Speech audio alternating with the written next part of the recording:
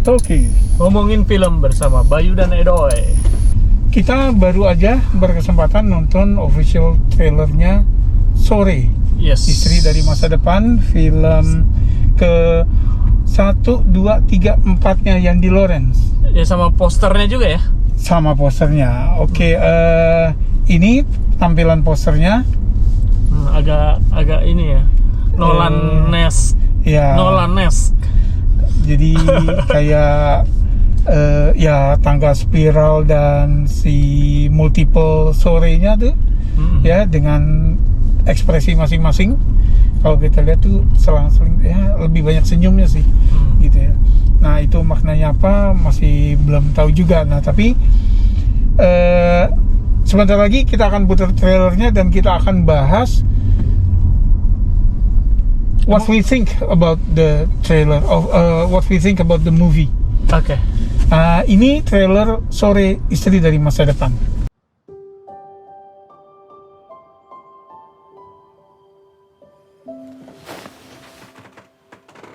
Woi, Hai, aku Sore, istri kamu dari masa depan.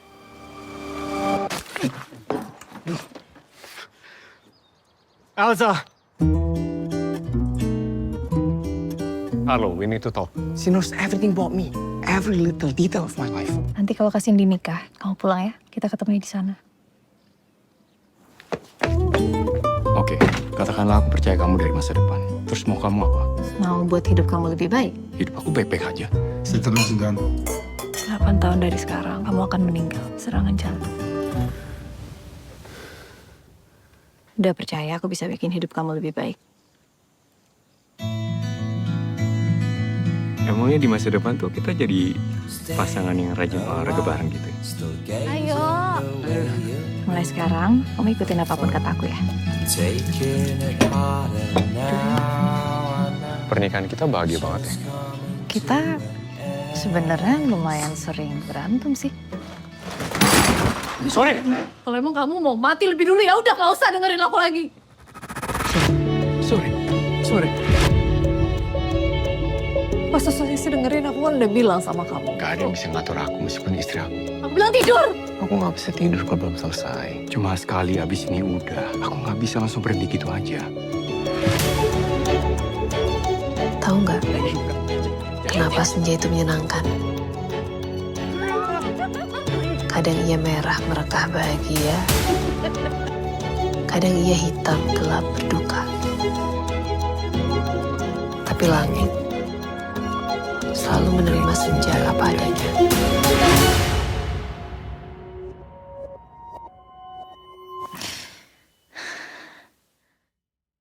Itu tadi trailernya. Sekarang nih karena sampai konferensi pers barusan itu masih dijaga banget plotnya. Jadi kita Cuman bisa menebak-nebak. Tapi Bayu kan dan gue. apakah ini kan diadaptasi dari Web seriesnya tahun existing material ya? Ya. Berarti kan orang udah bisa mengerti plotnya apa yang tahu. Ya. Sebetulnya gini. Oke, ini langsung check outnya ya. Pertanyaan pertama adalah ini remake atau sequelnya web series? Itu kan? Oke, nah kalau menurut gue berdasarkan trailer tadi, menurut gue ini retelling ya. Kalau nggak mau dibilang remake ya, retelling. Jadi basic cerita yang sama diceritakan ulang dengan pendalaman-pendalaman tertentu. Iya. Ya karena dari 8 tahun kalau si Yandi sendiri bilang bahwa dia punya persepsi yang berkembang tentang sebuah hubungan gitu kan ya. Karena dulu web seriesnya dibuat semasa dia jadi lajang dan sekarang dia udah seorang suami dan ayah. Ya. Salah satu perbedaan yang kelihatan adalah pemerannya ya, yang kita juga udah dapat banyak banget komen yang merasa bahwa kenapa nggak Tika, kenapa Sheila gitu. Nah itu pun sebetulnya masih kalau dari Yandi sendiri jawabannya masih diplomatis ya. Tika masih ada, masih terlibat secara kreatif, bahkan udah nonton film ini gitu kan. Nah nggak tahu apakah memang perubahan Tika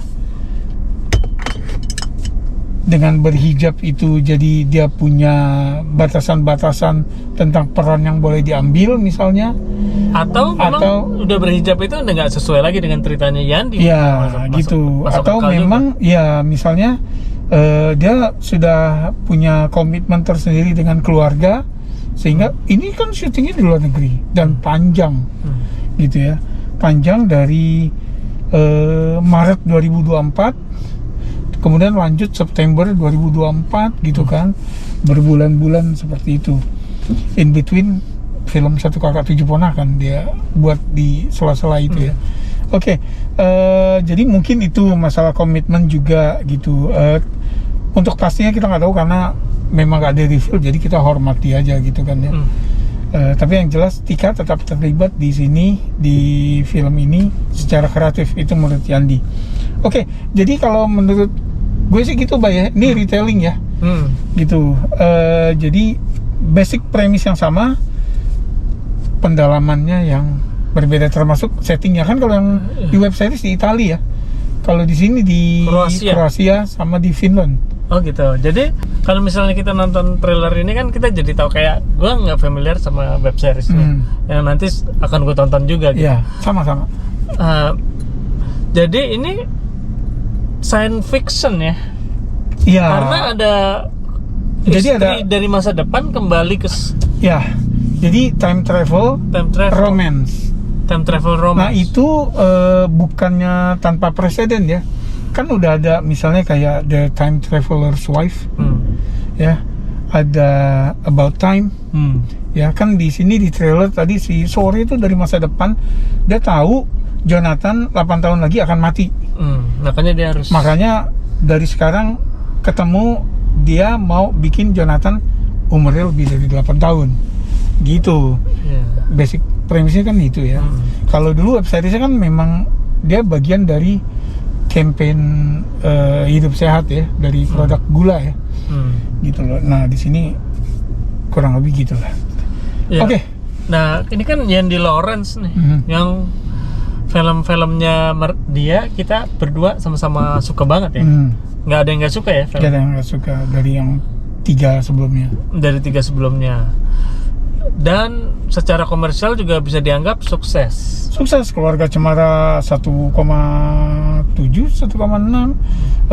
Jasedev yang artsy gitu aja 600 bisa 600-an gitu kan. Dan kemarin Satu Kakak Tujuh Ponakan 1,3 kalau nggak salah gitu. Jadi sukses semua. Nah kalau lo melihat ini, kira-kira dari trailernya ada potensi. Soalnya kalau gue ngeliat Satu Kakak Tujuh Ponakan, gue melihat potensi box office-nya. Oke. Gue sih ngerasa bahwa science fiction ini bukan genre yang mudah diterima sama penonton kita. Jangankan film Indonesia ya, film Hollywood aja tuh agak susah. Dune yang banyak fansnya kayak Star Trek, Star Wars, itu nggak gampang di kita. Berapa banyak film Star Trek yang masuk? Dikit gitu kan. Gitu, jadi yang Hollywood aja tuh susah, apalagi kalau Indonesia tuh udah pernah bikin juga ya. Kayak mungkin kalau kayak Final Destination bisa dibilang science fiction, Indonesia pernah bikin yang kayak gitu, Miracle gitu ya. Gitulah.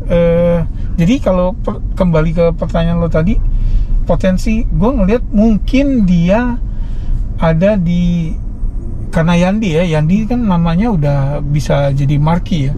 Orang ngelihat film dia sebagai film Yandi, bukan siapa yang main. Oke, jadi menurut lo dengan nama Yandi sendiri, yang menurut lo belum terlalu terkenal dia, kita sebagai orang yang pemerhati film tahu pasti. Dan apakah cukup pemerhati kayak kita lebih dari sejuta? Ciri filmnya Yandi itu kalau menurut gue adalah word of mouth-nya jalan.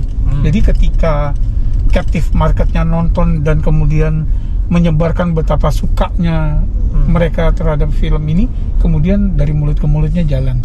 Siapa sih yang nyangka Jasedev bakal 600.000 Iya, tapi ini film film hitam putih. film yang mahal. Nah, ini Karena mahal. syuting di 3 negara. Nah, jadi kalau menurut gue mungkin dia akan ada di antara, ya mungkin di levelnya Josh Dev kali Bay, gitu ya.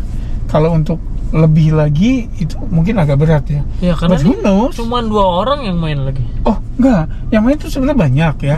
Jadi yang gue ingat adalah waktu yang konferensi pers di Senayan, dia bilang ada beberapa nama lagi yang sampai sekarang belum di reveal. Oke. Nama bintang-bintang Indonesianya, Bay. Oke. Gitu belum di reveal, sampai trailernya tadi pun yang kamu lihat juga kan belum di reveal. Oke, jadi trailernya Bakal ada. Gue pikir cuma 2 orang. No, bakal ada karena mereka syuting di Jakarta juga kan, di Indonesia juga gitu. Nah itu bakal ada nama-nama bintang Indonesia gitu yang nanti menjelang rilis 10 Juli itu akan di reveal gitu. Oke. Take out berikutnya dari trailer tadi menurut gue nggak tahu ya, ini di web seriesnya gini juga apa enggak. Ini akan cerita tentang butterfly effects. Jadi ketika si Sore ingin mengubah jalan hidupnya Jonathan yang 8 tahun kemudian akan meninggal, ya dia mengubah itu. Maka ada perubahan lagi. Ada perubahan Yang gitu lain. Yang sesuatu yang baru. Yang sesuatu yang baru ya, yang si Sorenya itu nggak ngalamin juga di masa depan. Iya. Gitu. Yang dia tahu adalah kalau Jonathan usianya 8 tahun lagi. Kan gitu ya. Ketika itu berubah, si Sore nggak tahu apa-apa. Dan kalau kita lihat di trailer, ada kan adegan si Sorenya jatuh. Nah mungkin itu bagian dari efek kupu-kupu itu. Oke, iya. Gitu. Jadi gua ngelihatnya sih kayak gitu. Tapi memang trailer tadi kan terbatas ya, baru yang di setting di Kroasia aja, yang di Jakarta belum, gitu loh. Itu sih kalau check out sementara gitu ya, bahwa ini sequel atau remake buat gue ini retelling, ya. Terus kedua ini kayak bicara tentang butterfly effects yang kalau mau dipersempit efeknya ke si Sore. Ke orang lain ada gak ya? Ya kayak sih untuk seukurannya ini pasti ada. Gitu, cuma memang belum dikasih lihat aja di sini. Gitu. Yes. Oke. Gitu aja. Nah, kamu yang udah nonton trailernya, menurut kamu gimana teorinya? Terus apakah butterfly effects ini memang itu juga yang menjadi tema utama web seriesnya? Kita akan nonton setelah ini sih, Bay ya. Apakah buat kamu yang udah nonton web seriesnya ya dengan Tika Bravani, apakah plotnya seperti itu juga tentang perubahan pada Jonathan membawa perubahan pada si Sore? Silakan tulis di komen. Makasih udah mampir meluangkan waktu bersama kita berdua. Sampai ketemu di film berikutnya. Salam.